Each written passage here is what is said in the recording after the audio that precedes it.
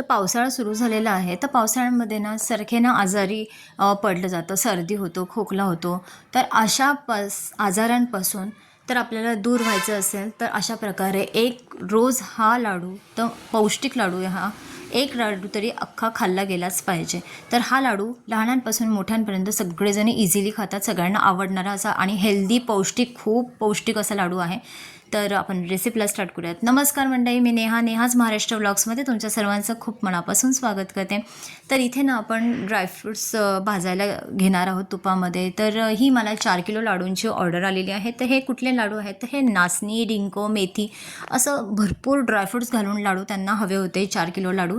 तर असे हे लाडू आहे. तर इथे मी किती साहित्य मला लागलं आहे ते मी तुम्हाला डिस्क्रिप्शन बॉक्समध्ये मेन्शन करणार आहे. ते तुम्ही तिथून चेक करू शकता. तर सर्वात पहिले आपण पैकी सर्व ड्रायफ्रूट्स जे आहेत ते तुपात भाजून घेणार आहोत. मस्तपैकी असे त्याचा रंग चेंज होईपर्यंत तुम्ही हे ड्रायफ्रूट्स जे आहेत सर्व ते एकत्रित पण भाजू शकता आणि असे सेपरेटली भाजायचं असेल तर सेपरेटली पण भाजू शकता. तर ही जास्त क्वांटिटी असल्यामुळे मी सेपरेटली भाजून घेत आहे सर्व ड्रायफ्रूट्स. तर सुकं खोबरेसुद्धा आपल्याला चांगलं खरपूस होईपर्यंत भाजून घ्यायचं आहे. मखानासुद्धा चांगले क्रिस्पी होईपर्यंत भाजायचे आहेत. तर मखाना भाजायला जरासं जास्त वेळ लागतो. तर इथे 15 ते 20 मिनटं मला मखाना भाजायला लागलेला आहे. अशा प्रकारे या सर्व प्रकारच्या ज्या बिया आहेत खूप पौष्टिक असतात शरीरासाठी. त्या मी सर्व वापरलेल्या आहेत. इथे बियांचा सुद्धा वापर भरपूर प्रमाणात केलेला आहे, तुम्ही बघू शकता व्हिडिओमध्ये. तर आता डिंक आपल्याला तळून घ्यायचं आहे. तर डिंक तळण्यासाठी चांगलं तूप घ्यायचं मस्तपैकी कढईमध्ये आणि तुपामध्ये थोडा थोडा डिंक घालून आपल्याला डिंक तळून घ्यायचा आहे. आणि डिंक चांगला फुलेपर्यंत चांगला आपल्याला परतून घ्यायचा आहे आणि मग तो ताटात काढायचा आहे गारवायला.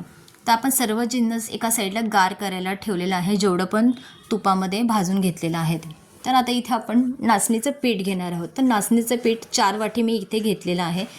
नाचणीचं पीठ भाजतानाच आपल्याला इथे तुपाचा वापर आवश्यकरित्या असा करायचा आहे.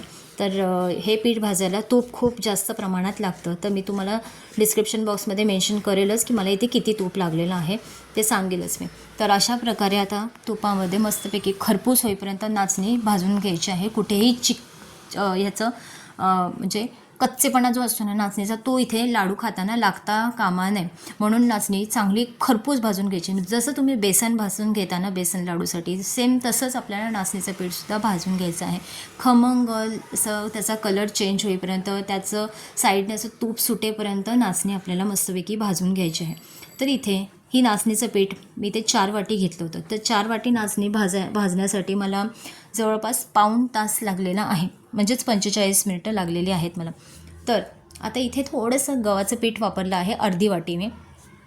का तर गव्हाचं पीठसुद्धा पौष्टिक आहे आणि तेच इथे मी वापरलेलं आहे गव्हाचं पीठसुद्धा. हे अगदी ऑप्शनल आहे, तुम्ही वापरायचं असेल तर वापरू शकता, नसेल वापरायचं तर इथे गव्हाचं पीठ स्किप पण करू शकता. तर गव्हाचं पीठसुद्धा ना मस्तपैकी आपल्याला इथे भाजून घ्यायचं आहे.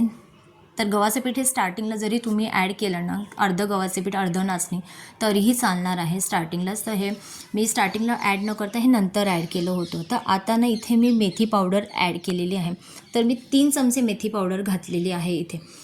जर तुम्हाला लाडू जास्त कडू नसेल हवा तर 1 चमचा तुम्ही घालू शकता.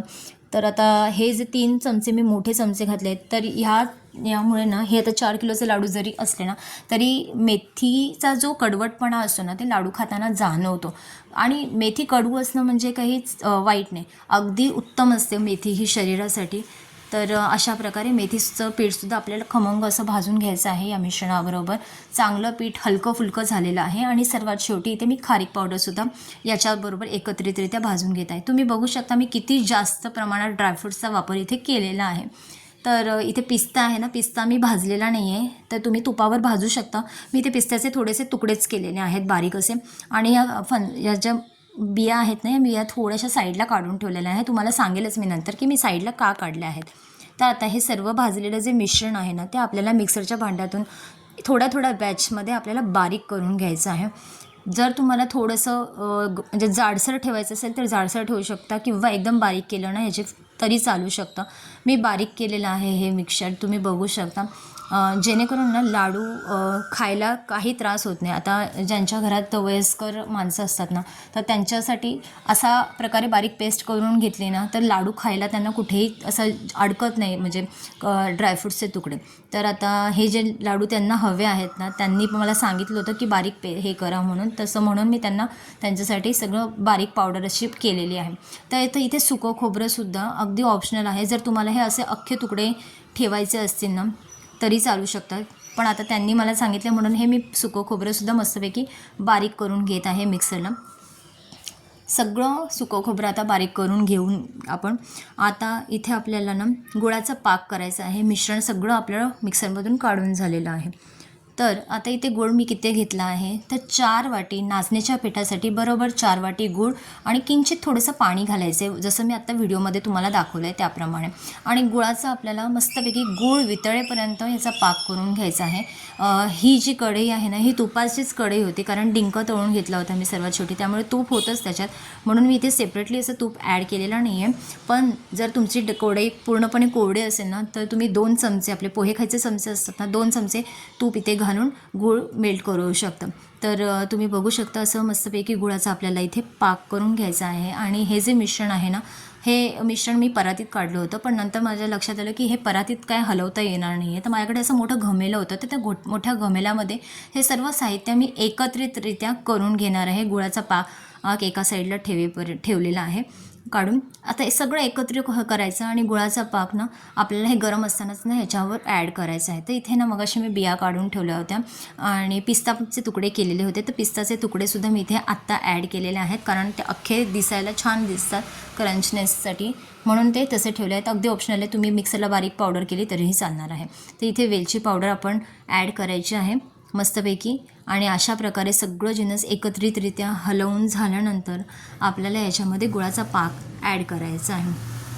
तर गुळाचा पाक आता गरम आहे, तर गरम असतो ना तेव्हाच गुळाचा पाक आपल्याला इथे घालायचा आणि मस्तपैकी चमच्याच्या साहाय्याने वर खाली असं करून चांगला हलवून घ्यायचा, म्हणजे जेणेकरून गूळ सगळीकडे मिश्रणाला लागला जातो.